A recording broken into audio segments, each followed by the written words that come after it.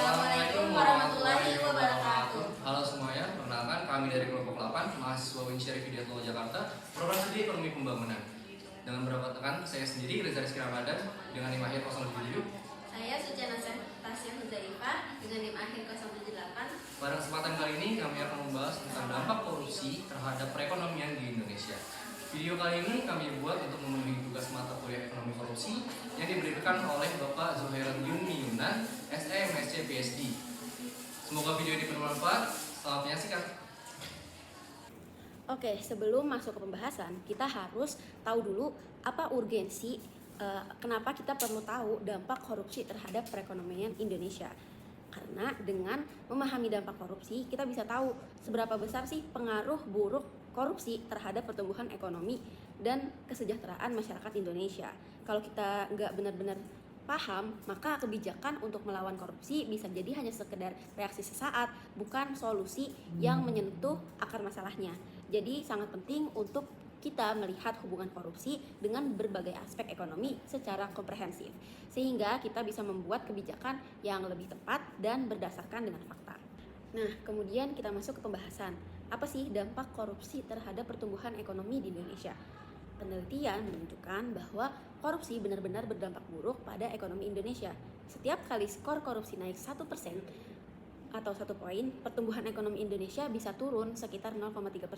Kenapa bisa gitu? Karena uang yang seharusnya digunakan untuk hal-hal berguna seperti membangun sekolah, jalan, atau layanan publik malah dipakai untuk hal yang tidak produktif seperti suap dan proyek yang dimanipulasi. Akibatnya apa? Akibatnya yang pertama yaitu dapat menghambat investasi domestik dan asing. Korupsi membuat investor baik dari dalam negeri maupun luar negeri merasa nggak aman atau tidak percaya. Mereka khawatir uang yang mereka tanam akan hilang karena harus berhadapan dengan korupsi seperti bayar suap, izin dipersulit atau proyek yang tidak berjalan sebagaimana mestinya. Akibatnya mereka memilih untuk tidak berinvestasi di Indonesia. Gitu, padahal investasi kan penting untuk pertumbuhan ekonomi di Indonesia. Kemudian yang kedua adalah meningkatkan biaya transaksi dan ketidakpastian ekonomi. Maksudnya adalah ketika terjadi korupsi, urusan yang seharusnya bisa selesai dengan cepat dan murah malah menjadi mahal dan rumit. Contohnya, urus izin usaha itu harus bayar uang pelicin atau mengikuti tender proyek harus siap bayar suap. Nah, biaya tambahan ini bisa menimbulkan ketidakpastian karena aturan yang ada tuh bisa berubah seenaknya dan lain-lain gitu. Kemudian yang ketiga adalah mengurangi efisiensi alokasi sumber daya. Jadi uang dan sumber daya negara itu harusnya digunakan untuk hal-hal yang paling bermanfaat seperti pendidikan, kesehatan, atau infrastruktur. Tapi karena korupsi, sumber daya ini malah dialihkan ke proyek-proyek yang tidak perlu, yang dipilih mungkin hanya karena kepentingan pribadi atau karena bisa disuap. Hasilnya negara jadi boros dan manfaatnya tidak terasa untuk seluruh masyarakat. Kemudian dampak yang terakhir yaitu pengaruhnya terhadap inovasi dan daya saing ekonomi. Maksudnya bagaimana? Maksudnya adalah korupsi ini bisa membuat pelaku usaha malas untuk berinovasi karena yang penting bukan kualitas tapi siapa yang punya koneksi atau siapa yang bisa menyuap. Perusahaan kecil dan jujur pun jadi sulit untuk bersaing karena dalam jangka panjang ini membuat ekonomi kita sulit berkembang dan kalah saing dengan negara lain yang lebih bersih dan transparan. Pembahasan selanjutnya yaitu bab 3, dampak korupsi terhadap kualitas kelembagaan dan kebijakan publik. Korupsi tidak hanya merugikan keuangan negara, tetapi juga secara sistematis merusak kualitas kelembagaan dan kebijakan publik.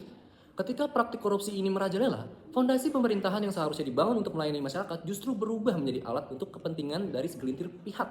Akibatnya, kebijakan yang dihasilkan seringkali tidak lagi berpihak pada kepentingan publik ataupun rakyat, melainkan hanya berkepentingan pada politik atau ekonomi dari kelompok tertentu. Dalam bab ini, kita akan melihat bagaimana korupsi menggerogoti kepercayaan publik, mendistorsi kebijakan ekonomi, merusak sistem pajak, serta melemahkan efektivitas birokrasi dan regulasi. Adapun pembahasan yang pertama yaitu melemahkan kepercayaan publik terhadap institusi pemerintah. Korupsi telah menjadi penyebab utama menurunnya kepercayaan masyarakat terhadap institusi pemerintah. Ketika pejabat publik terlibat dalam praktik korupsi, masyarakat mulai mempertanyakan akan integritas dan niat baik dari seluruh sistem pemerintahan. Misalnya, pada beberapa tahun lalu, kasus korupsi IKTP di Indonesia itu tidak hanya merugikan negara secara finansial, tetapi juga merusak citra pemerintah di mata rakyat. Masyarakat yang awalnya percaya bahwa kebijakan pemerintah dia tujukan untuk kesejahteraan bersama, kini menjadi skeptis dan cenderung apatis terhadap proses politik. Dampak panjangnya, partisipasi masyarakat dalam pemilihan umum atau diskusi publik akan menurun, yang pada akhirnya melemahkan legitimasi pemerintah dan menghambat proses demokratisasi. Yang kedua yaitu dampaknya akan berpengaruh kepada distorsi dalam pengambilan kebijakan ekonomi dan alokasi anggaran. Korupsi menciptakan distorsi dalam proses pengambilan kebijakan ekonomi dan alokasi anggaran. Pejabat yang korup cenderung akan memprioritaskan proyek-proyek yang memberikan keuntungan pribadi atau politik, bukan proyek-proyek yang benar-benar dibutuhkan oleh masyarakat. Contoh, penggelembungan anggaran proyek infrastruktur atau manipulasi tender yang sering terjadi, sehingga dana yang seharusnya digunakan untuk pembangunan justru menguap begitu saja. Akibatnya, sumber daya negara tidak dialokasikan secara efisien. Pembangunan yang ada menjadi tidak merata, kesenjangan sosial semakin melebar. Kebijakan yang seharusnya dirancang untuk mendorong pertumbuhan ekonomi justru berubah menjadi alat untuk memperkaya diri sendiri. Selanjutnya yaitu korupsi dalam sektor pajak dan pengelolaan keuangan negara. Sektor pajak itu salah satu tulang punggung pendapatan negara, sering menjadi sasaran empuk praktik korupsi. Selanjutnya yaitu korupsi dalam sektor pajak dan pengelolaan keuangan negara. Dalam sektor pajak ini seharusnya menjadi tulang punggung pendapatan negara, namun sering menjadi sasaran empuk praktik korupsi. Kasus-kasus seperti penggelapan pajak, manipulasi data keuangan, itu sering terjadi. Contoh kasusnya yaitu seperti pada kasus Gayus Tambunan yang telah menyebabkan kerugian besar bagi negara. Ketika pendapatan pajak tidak terkumpul dengan optimal, kemampuan pemerintah untuk membiayai program-program publik seperti pendidikan, kesehatan, dan infrastruktur itu menjadi terbatas. Selain itu, korupsi dalam sektor pajak juga mengurangi kepatuhan wajib pajak bagi masyarakatnya. Kenapa? Karena masyarakat tidak ada jaminan bahwa uang mereka akan digunakan secara bertanggung jawab. Dampaknya, defisit anggaran semakin membesar dan pembangunan nasional akan terhambat. Yang terakhir yaitu, apa sih hubungan antara korupsi, birokrasi, dan kualitas regulasi? Korupsi dan birokrasi yang tidak efisien seringkali berjalan beriringan. Ketika birokrasi dipenuhi dengan praktik korupsi, regulasi yang seharusnya berfungsi untuk melayani masyarakat justru menjadi penghambat. Contohnya, proses perizinan yang berbelit-belit dan tidak transparan itu memicu pungutan liar, sehingga pelaku usaha harus mengeluarkan biaya tambahan hanya untuk mendapatkan layanan yang seharusnya mereka sudah dapat dan menjadi hak dari mereka. Regulasi yang rumit dan tidak jelas ini juga memberikan celah bagi oknum tertentu untuk menyalahgunakan kekuasaan mereka. Untuk mengatasi hal ini, reformasi birokrasi yang mendepankan transformasi dan transparansi, akuntabilitas, dan partisipasi publik menjadi solusi yang cukup penting dalam menciptakan sistem pemerintah yang bersih dan efektif. Bab selanjutnya yaitu dampak korupsi terhadap sosial dan kemiskinan. Korupsi tidak hanya merugikan negara secara finansial, tetapi juga memperdalam jurang ketimpangan sosial dan kemiskinan. Ketika sumber daya yang seharusnya dialokasikan untuk kesejahteraan masyarakat justru dikorupsi, kelompok rentan seperti masyarakat miskin menjadi pihak yang paling dirugikan di situ. Mereka kehilangan akses terhadap pelayanan dasar seperti pendidikan, kesehatan, dan infrastruktur, sehingga sangat sulit untuk keluar dari lingkaran kemiskinan.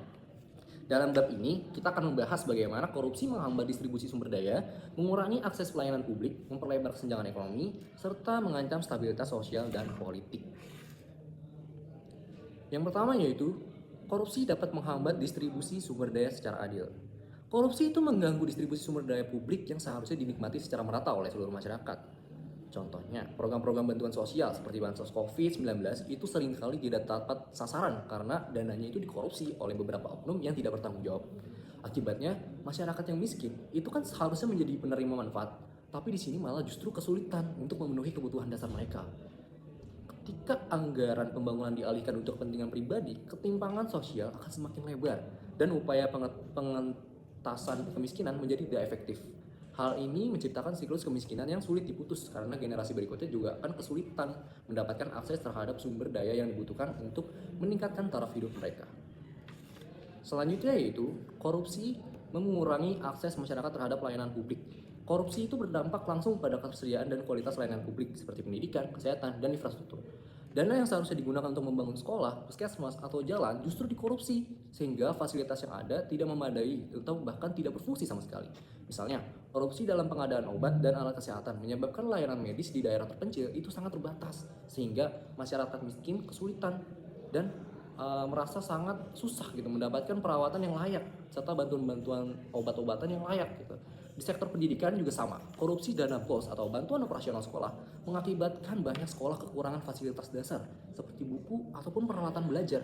Dampaknya, kualitas sumber daya manusia akan semakin tertinggal dan mobilitas sosial menjadi terhambat. Selanjutnya, korupsi juga akan berdampak pada peningkatan kesenjangan ekonomi antar kelompok sosial. Korupsi itu memperburuk kesenjangan ekonomi dengan memberikan keuntungan kepada kelompok elit saja yang memiliki akses kekuasaan, sementara masyarakat miskin semakin terpinggirkan. Ketika proyek-proyek strategis seperti infrastruktur dikorupsi, keuntungan ekonomi hanya dinikmati oleh segelintir orang, sedangkan masyarakat luas itu tidak semua merasakan manfaatnya.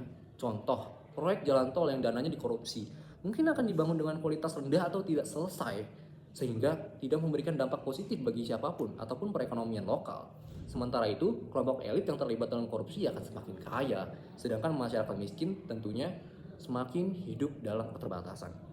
Ketimpangan inilah yang tidak hanya merugikan dari sisi ekonomi, tetapi juga berpotensi memicu ketegangan sosial yang dapat mengancam stabilitas nasional. Yang terakhir, yaitu korupsi dapat berpengaruh terhadap stabilitas sosial dan politik. Ketidakadilan yang ditimbulkan oleh korupsi dapat memicu ketidakstabilan politik dan keresahan sosial. Masyarakat yang merasa dirugikan oleh sistem yang korup cenderung kehilangan kepercayaan terhadap pemerintah. Dan hal ini dapat memicu protes atau bahkan konflik sosial. Misalnya, kasus korupsi besar seperti skandal dana bansos COVID-19 kemarin di Indonesia memicu kemarahan publik dan tuntutan reformasi. Dalam jangka panjang, korupsi yang terus dibiarkan dapat menggerogoti stabilitas nasional karena ketidakpuasan masyarakat semakin menumpuk dan berpotensi meledak menjadi krisis politik.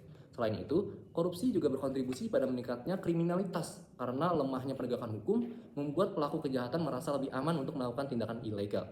Oleh karena itu, upaya pemberantasan korupsi tidak hanya penting untuk perbaikan ekonomi, tetapi juga untuk menjaga perdamaian dan stabilitas sosial.